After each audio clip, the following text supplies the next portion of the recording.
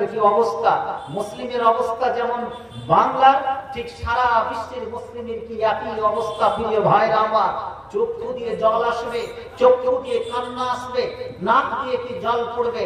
লিবিয়ার ত্রিপোলিতে রাত্রি 12টা-2টার সময় সেই নৌকা ছাড়া হয়, সেই নৌকাটা কোনো কাঠের বা লঞ্চের নৌকা নয়, সমুদ্রের পথে কি ছাড়া হবে। সেই নৌকাটাকে পাম্প দিয়ে সেটাকে প্লাস্টিকের কি নৌকা তৈরি করা হয়।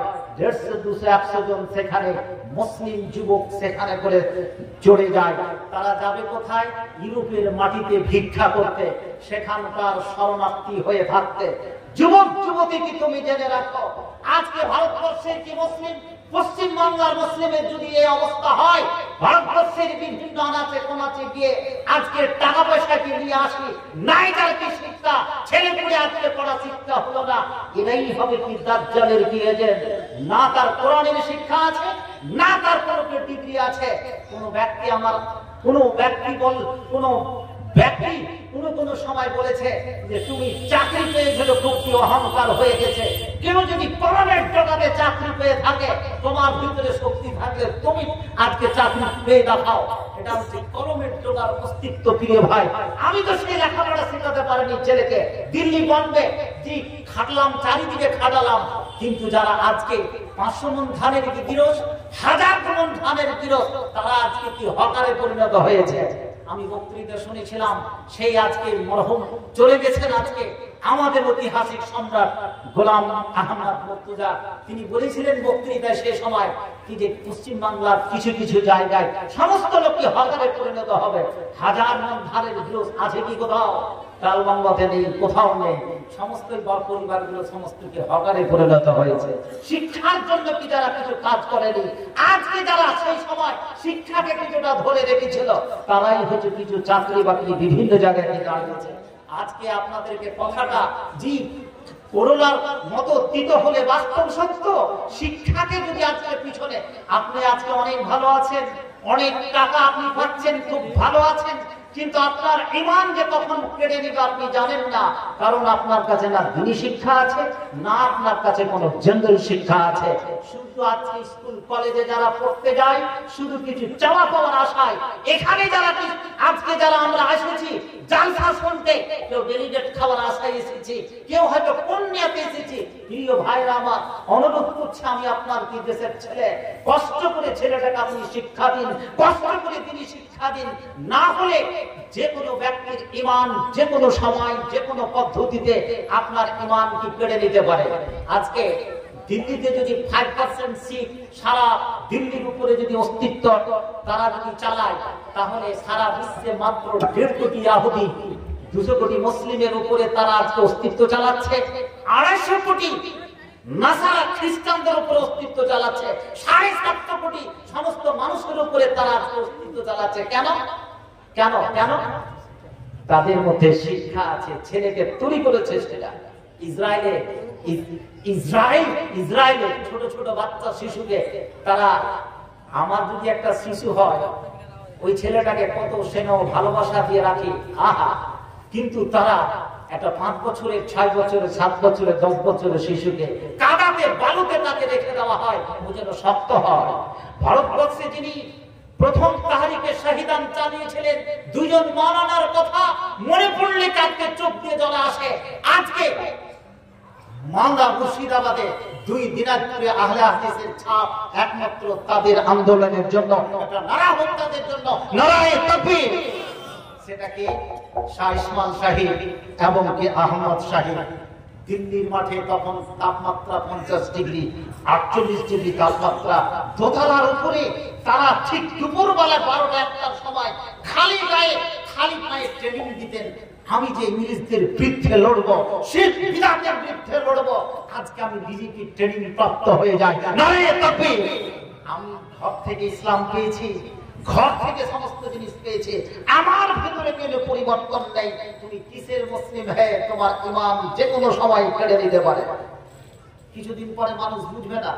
বাংলা জালসাতে বললাম যে বর্তমান যুবকেরা সমস্ত কি প্লাস্টিকের কি প্ল্যান নেয়, শিক্ষা নাই, কর্মসংস্থান নেই, কেউ কিছু পড়েছি কোনো চাকরিতে জানাতে পারছে না, পেটে ব্যথা, এই সমস্ত টেনশনে 3-4জন মিলে একটা বাইকে চলতে চলতে কোনো মোড়ে দেখা গেছে যে 3-4 জনের চিৎপটানো হয়ে গেছে, প্রচুর অ্যাক্সিডেন্ট।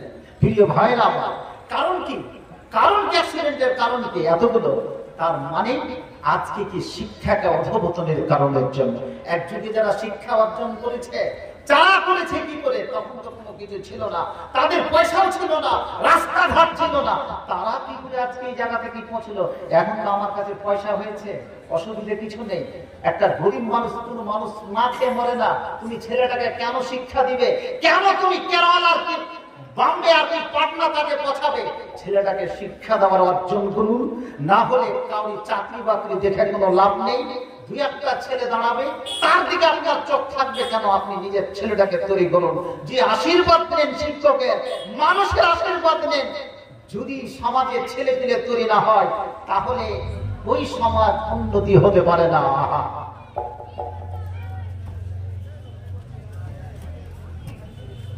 চলে যাবে ওই যে নৌকাটা করে সমস্ত যুবক নৌকাটা করে আজকে ইউরোপের মাটিতে খাটতে যাবে, লিবিয়ার ত্রিপোলি হতে।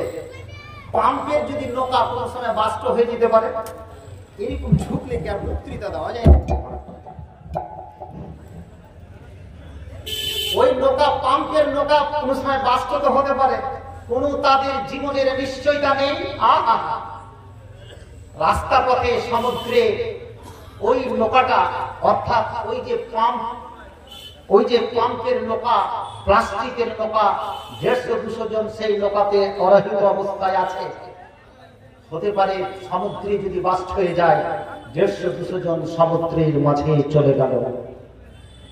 যদি কোন রকম ভাবে সমুদ্র পার করে যদি উঠে কোথায়, ওই ইউরোপের মাটিতে, তাহলে তারা শরণার্থী হয়ে থাকবে, তারা ভিক্ষা দিবে, তারা কি শরণার্থী রূপে সেখানে করে একটুকে জায়গা দেবে। সারা বিশ্বের 200 কোটি মুসলিমের কি এই অবস্থা?